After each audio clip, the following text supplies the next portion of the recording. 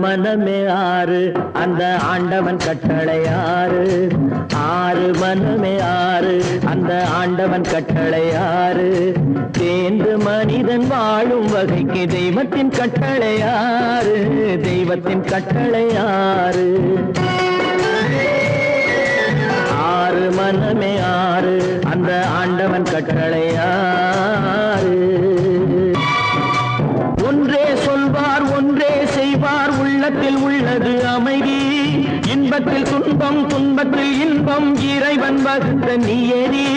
சொல்லுக்கு செய்கை பொன்னாகும் வரும் துன்பத்தில் இன்பம் பட்டாகும்